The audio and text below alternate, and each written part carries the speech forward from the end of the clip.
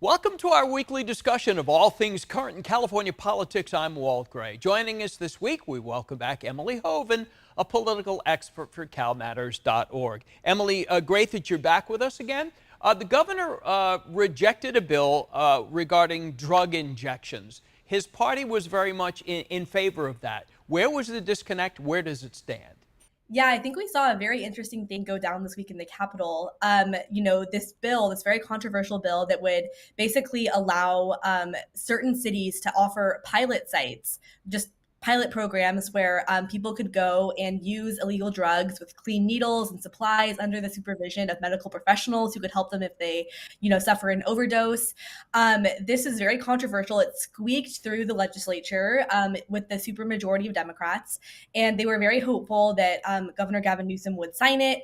And the governor, at the very last day that he had to make a decision, he just rejected it and basically said, I'm concerned that this would lead to a proliferation of these sites, an unlimited number in all of these cities.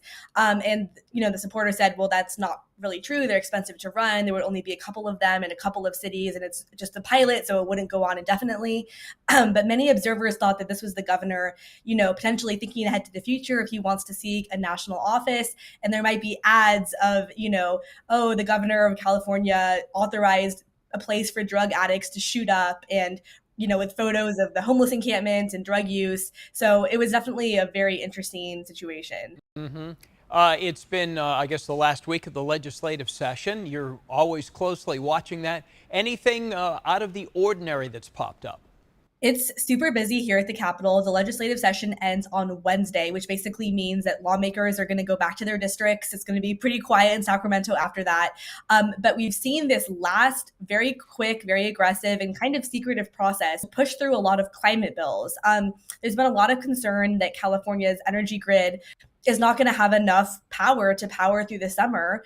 And we saw those rolling blackouts a couple of years ago. And so the governor proposed a couple of bills at the very last minute, including one that would extend the life of California's last nuclear power plant, Diablo Canyon, for possibly up to 10 more years, and giving its operator, PG&E, a forgivable loan of as much as $1.4 billion to operate it. This is very controversial, and some of the lawmakers are circulating an alternative proposal that would give that same amount of money to basically accelerate clean energy projects, but not give the money to PG&E and not allow Diablo Canyon to keep going. And so we're really seeing this showdown, a lot of which is happening behind closed doors, over the future of nuclear power in California as the state tries to transition away from fossil fuels, and concerns about whether the grid actually has the capacity to keep everyone's lights and air conditioners on. All right, Emily, thank you. Cal Matters is a nonpartisan news organization explaining California policies and politics. Find their work at calmatters.org. You can also sign up for Emily's newsletter there.